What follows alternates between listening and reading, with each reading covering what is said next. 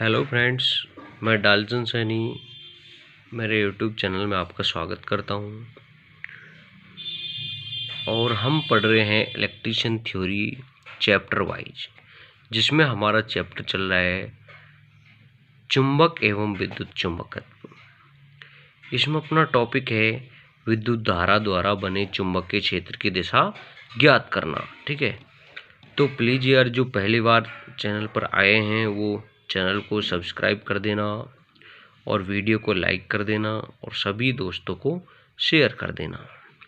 ठीक है, तो हम बिना रुकावट किए अपने वीडियो को स्टार्ट करते हैं।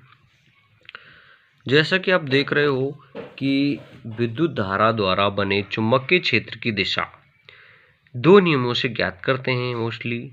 एक तो है दाहिने हाथ का नियम, दूसरा है कार्क-स्क्रू नियम। ठीक है, तो दाहिने हाथ के नियम के अनुसार अपनी भाषा में हम देखते हैं कि ये जो आप हाथ देख रहे हो दाहिना यानी सीधा हाथ है अपना। ठीक है, यानी सीधे हाथ से चालक को इस प्रकार पकड़ते हैं, यानी एक सीधा चालक है जिसको इस प्रकार पकड़ें कि अंगूठा है जो धारा की दिशा को बताता है। ठीक है, अंगूठा क्या है, धारा की दिशा को दर्शाता है। और इसकी जो उंगलियां हैं, जो घुमाव है, उंगलियां घुमाव दिख रहा है, उंगलियां हैं जो दाहिने हाथ के नियम को के अनुसार चुंबकीय बल रेखाओं को दर्शाती है। यानी जो घुमाव, जैसे यहाँ पर आप देख रहे हो उंगलियों का जो घुमाव है वो क्या है, चुंबकीय बल रेखाओं को दर्शाता है। इसमें हमने आपके लिए एक परिभाषा भी लिखी है, इसके लिए देखो। यदि किसी सीधे चालक को दाहिने हाथ में इस प्रकार पकड़ा जाए कि अंगूठा धारा की दिशा में हो तो अंगुलियों की लपेट की दिशा चुंबकीय बल रेखाओं को दर्शाएगी। यदि किसी सीधे चालक को दाहिने हाथ में इस प्रकार पकड़ा जाए कि अंगूठा धारा की दिशा में हो तो अंगुलियों की लपेट की दिशा चुंबकीय बल रेखाओं को दर्शाएगी। आगे देखते हैं। अब है मैक्सवेल का कार्क-स्क्रू नियम। इसमें देखो क्या होता है कि एक लकड़ी है। ठीक है, इस लकड़ी में हम एक पेच को कसते हैं पेचकस की सहायता से। तो यानी जो इसमें पेच है वो धारा की दिशा, यानी पेच की जो नोक है, जो इसमें आप देख रहे हो पेच की जो नोक है धारा की दिशा को दर्शाती है। और इसका जो घुमाव है, जैसे हम पेचकस इसको कसते हैं, खोलते नहीं, कसते हैं तो इसकी जो कसाव है वो चुंबकीय बल रेखाओं की दिशा को दर्शाता है। इसी को हम मैक्सवेल का कार्क-स्क्रू नियम कहते हैं। अब देखो आपको परिभाषा लिखनी है, देखो इस प्रकार। यदि दाहिने हाथ में पेचकस को पकड़कर लकड़ी में कसने वाले पेच को लकड़ी के ब्लॉक में कसा जाए तो कसते समय पेच की दिशा यदि धारा की दिशा बताए तो पेच के घूमने की दिशा चुंबकीय बल रेखाओं को दर्शाएगी। ठीक है, दर्शाएगी। दोबारा देखो, यदि दाहिने हाथ में पेचकस को पकड़कर लकड़ी में कसने वाले पेच को लकड़ी के ब्लॉक में कसा जाए तो कसते समय पेच की दिशा यदि धारा की दिशा बताए तो पेच के घूमने की दिशा, यानी जो पेच का दिशा जो घूमेगी, पेच के घूमने की दिशा चुंबकीय बल रेखाओं को दर्शाती है। इसी को हम कार्क-स्क्रू नियम कहते हैं। ठीक है, आगे देखते हैं। परिनालिका यानी सोलेनॉइड के कारण चुंबकीय क्षेत्र। अब परिनालिका आप जानते हो क्या होती है, यानी एक सीधी सोलेनॉइड पोली चालक होता है। ठीक है,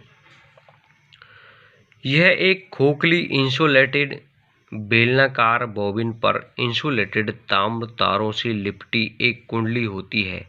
इसमें तारों की एक तरह या एक तह या अधिक भी हो सकती हैं। इस कुंडली में दिष्ट धारा गुजारने से यह छड़ चुंबक जैसा व्यवहार करती है। अब मैं आपको दिखाता हूँ कि परिनालिका क्या होती है। हाँ, तो देखो ये होती है अपनी परिनालिका। ठीक है, ध्यान से देख लो। यह एक खोखली इंसुलेटेड बेलनाकार बॉबिन पर इंसुलेटेड ताम्र तारों से लिपटी एक कुंडली होती है। समझ लो, कुंडली है, कुंडलन है एक प्रकार की। इसमें तारों की एक तह यानी कि एक चक्कर या एक से अधिक हो सकते हैं। इस कुंडली में डीसी धारा गुजारने से यह छड़ चुंबक की तरह व्यवहार करती है। ठीक है, अब आ जाते हैं अपने मेन पेज पर। एक नोट में जैसा कि हमने दिखाया है, परिनलिका के अंदर चुंबकीय क्षेत्र की दिशा दक्षिण हाथ के नियम या कार्क स्क्रू नियम से ज्ञात कर सकते हैं, वो हमने कर लिए। ठीक है, अब देखते हैं हम दक्षिण हस्त का जो नियम है।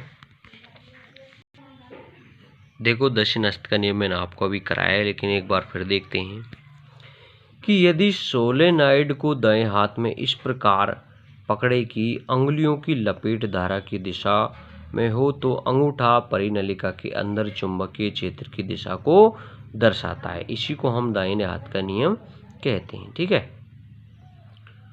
और उत्तरी ध्रुव की तरफ संकेत करता है। कार्क स्क्रू का नियम देखो, सोलेनॉइड में देखते हैं हम, वो क्या था, लकड़ी पर था, ये है सोलेनॉइड पर।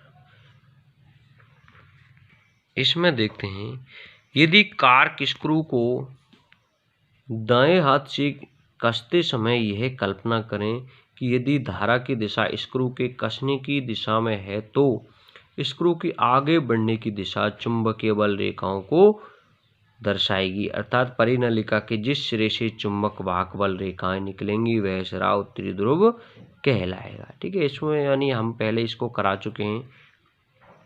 अब है परिनालिका की क्षेत्र सामर्थ्य। परिनालिका के अंदर उत्पन्न चुंबकीय क्षेत्र सामर्थ्य या चुंबकीय पदार्थ को खींचने की शक्ति कुंडली में लिपटे टर्नों की संख्या व चालक में प्रवाहित धारा के गुणनफल के समानुपाती होती है। देखो, मैं आपको दिखाता हूँ परिनालिका की जो क्षेत्र सामर्थ्य है, ये आप देख रहे हो परिनालिका की क्षेत्र सामर्थ्य है। ठीक है, इसमें धारा है, ध्रुव यानी कि N है। ठीक है, इसमें देखो होता क्या है, परिनालिका के अंदर उत्पन्न चुंबकीय क्षेत्र सामर्थ्य या चुंबकीय पदार्थ को खींचने की शक्ति कुंडली में लिपटे टर्नों की संख्या व चालक में प्रवाहित धारा के गुणनफल के समानुपाती होती है। इसका उपयोग देखो, परिनालिका का उपयोग विद्युत घंटी, सभी ऑटोमोबाइल्स में, गाड़ियों को स्वचालित करने में, औद्योगिक संस्थानों में व कारखानों में मशीनों के न्यूमेटिक हाइड्रोलिक कंट्रोल के लिए सोलेनॉइड का उपयोग किया जाता है। ठीक है, आगे देखते हैं। अब देखो, जो इसका इम्पोर्टेंट टॉपिक है वो है चुंबकीय परिपथ। चुंबकीय बल रेखाएं जिस मार्ग से होकर जाती है, चुंबकीय बल रेखाएं जिस मार्ग से होकर जाती हैं वह चुंबकीय परिपथ कहलाता है। विद्युत परिपथ में जिस प्रकार धारा धन टर्मिनल से ऋण टर्मिनल की ओर व बैटरी या जनरेटर के अंदर या ऋण से धन की ओर प्रवाहित होती है, देखो जिस प्रकार जो विद्युत का परिपथ होता है उसी प्रकार चुंबक का परिपथ होता है। लेकिन होता क्या है, देखो कि चुंबकीय बल रेखाएं उत्तरी ध्रुव से दक्षिणी ध्रुव व वापस दक्षिणी ध्रुव से उत्तरी ध्रुव की ओर अपना पथ पूरा करती हैं। ठीक है, जैसे कि इसमें आप देख रहे हो। ठीक है, यानी कि यहाँ पे जैसे मान लो ये यहाँ से क्रॉस है। ठीक है, गलती से यहाँ से इस तरह से ये नहीं है, ये प्रतिरोध इसको माने, ये धारा, ये वोल्टेज है। इसी प्रकार इसमें देखो क्या होते हैं कि भाई धारा की जगह फ्लक्स होता है। ठीक है, धारा की जगह क्या होता है, फ्लक्स होता है। वोल्टेज की जगह चुंबक वाहक बल होता है। ठीक है, और प्रतिरोध की जगह प्रतिष्ठितम्ब होता है। लेकिन परिपथ देखो, जैसा विद्युत परिपथ होता है उसी प्रकार चुंबकीय परिपथ होता है। अब हम देखते हैं आगे। इस प्रकार यदि चुंबकीय बल रेखाओं को चुंबकीय पदार्थ का माध्यम, यदि चुंबकीय बल रेखाओं को चुंबकीय पदार्थ का माध्यम मिल जाए तो अधिकतम फ्लक्स उसी माध्यम में ही प्रवाहित होता है। अब नोट देखो, हम इसमें बताते हैं आपके लिए।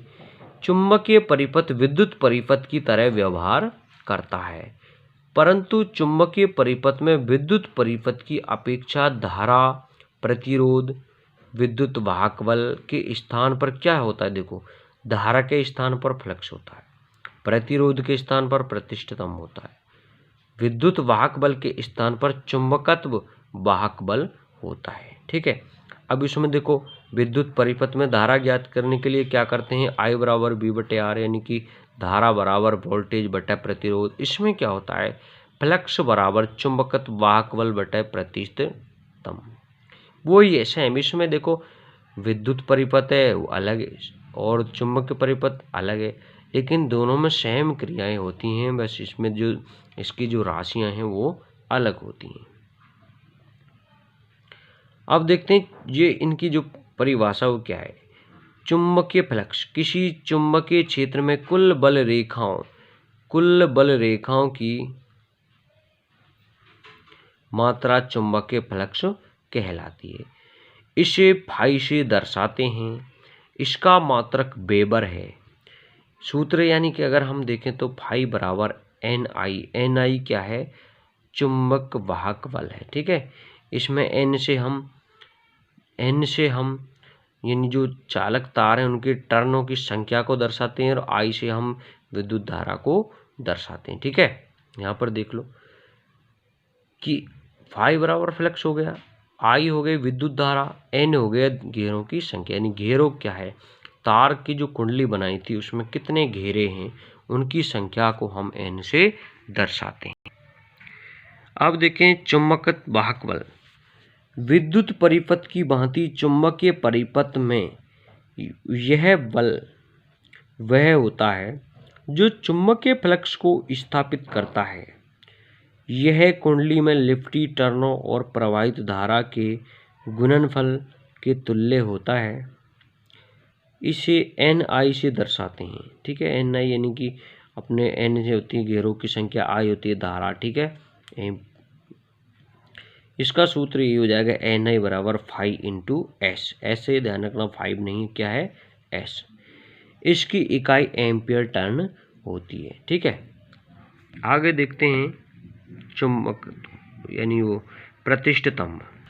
प्रतिष्ठितम देखो विद्युत परिपथ के प्रतिरोध के समान चुंबकीय परिपथ की बाधा रिलक्टेंस कहलाती है। रिलक्टेंस या प्रतिष्ठितम कहलाती है। ठीक है, रिलक्टेंस कोई अलग नहीं है, ये इंग्लिश का शब्द है और प्रतिष्ठितम हिंदी का शब्द है। इसे S से दर्शाते हैं। इसकी इकाई एम्पियर टर्न प्रति वेबर होती है। प्रतिष्ठितम S बराबर NI/5 या NI/W यानी वेबर होता है, WV यानी वेबर। ठीक है, या इसको इस सूत्र से भी हम दर्शा सकते हैं, जैसे मान लो लंबाई दे रखी है। ठीक है, S बराबर L/माइक्रो A या L/माइक्रो A micro R A micro 0 sorry. ठीक है, माइक्रो 0 माइक्रो R A। ठीक है, अब इसमें देखो L क्या है, L है चुंबकीय पथ की लंबाई। ठीक है, माइक्रो 0 है स्वतंत्र चुंबकशीलता, माइक्रो R है आपेक्षित चुंबकशीलता, A है अनुप्रस्थ काट क्षेत्रफल। ठीक है,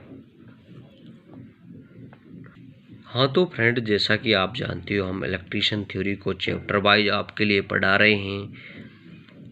अगर आपको वीडियो अच्छी लग रही है तो वीडियो को लाइक कर देना।